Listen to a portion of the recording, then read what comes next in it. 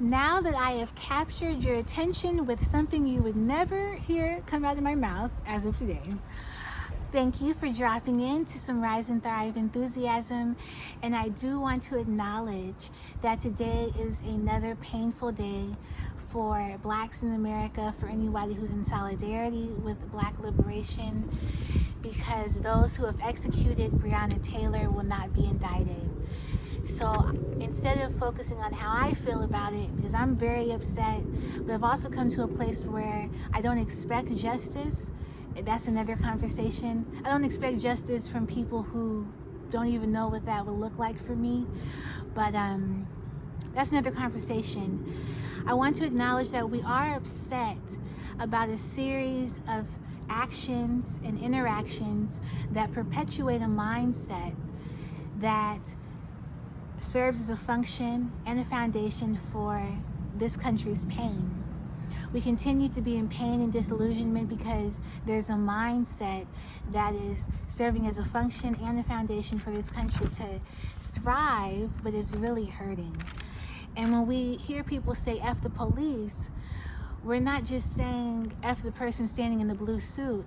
We're saying F the mindset that keeps others in pain while others are comforted. We're saying F the mindset that gives intelligence to a system that predictably, that predicts who will win and who loses. We say F the mindset that says of many people, you have rights and you have no obligations to others. Or I can say I have rights and I have no obligations to others. That makes me a pretty dangerous person, but in this country there's no penalty for that. And if there is a penalty, it's on people with certain privileges or people who lack certain privileges. So what I want to explore with you today is this concept of F the police and a way to look at that differently. The first thing I want to say is our next step is uprooting ourselves from the ways that we have been hurt, the ways of being been wronged by others. If we can uproot ourselves from the ways that we've been wronged, then we can take our next best step towards bringing healing and joy and light to those around us. If we continue to root ourselves in the ways that we've been wronged, we are perpetuating the systems that we are critiquing because we are hurt people hurting people. And we cannot do justice work or equity work from a place of pain. We have to do it from our place of power. A power, I got that from Mama Nyambi, Jaha Echols, one of my mentors. A place of power that recognizes the greatness in you and the best in you, and the best of me is in you. So we're lifting ourselves based off of the best potential, the highest and brightest of who we are. Not the power that keeps people in pain. So the first step is to uproot ourselves from the places, from the people where we've been wrong. The second one is to recognize that we have to save ourselves, that we have to free ourselves. Revolution, liberation, salvation, those are inside jobs. Nobody can save anybody. I cannot save anybody. Okay, if I were to try to free someone or save someone, it could look like, okay, we're gonna get ready to go. Come on, let's go. Come on. And if I keep begging them, if I keep saying let's go, it turns into a beg and a plead, then I have to use some violence to get them to do what I'm asking them to do, which is let's go. I'm freeing you, I'm saving you.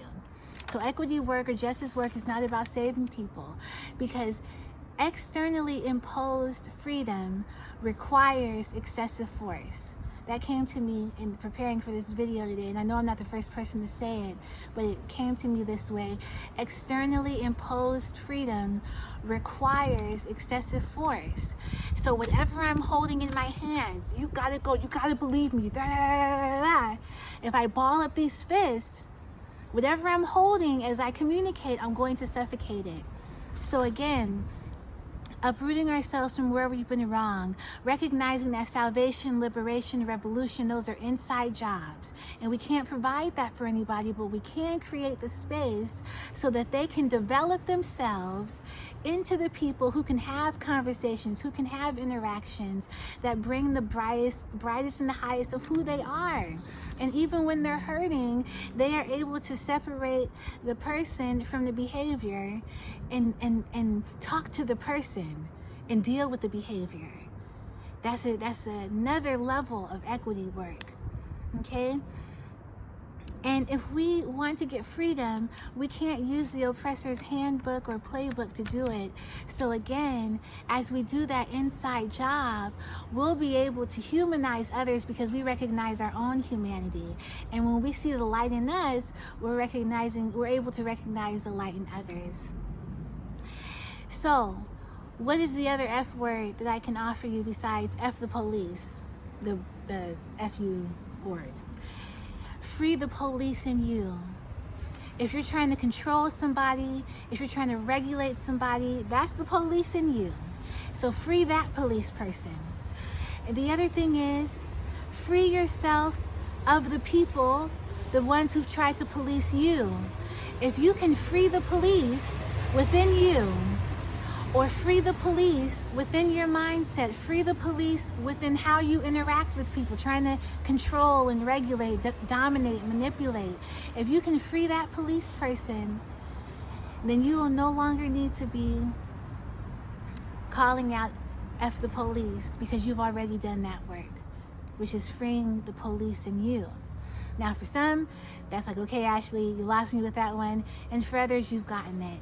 But I want to bless you and say thank you for tuning in for Rise and Thrive Enthusiasm.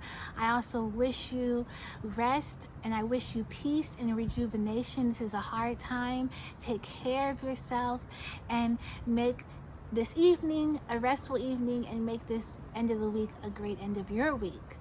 I bless you and I love you, and I hope you have a good rest of your day.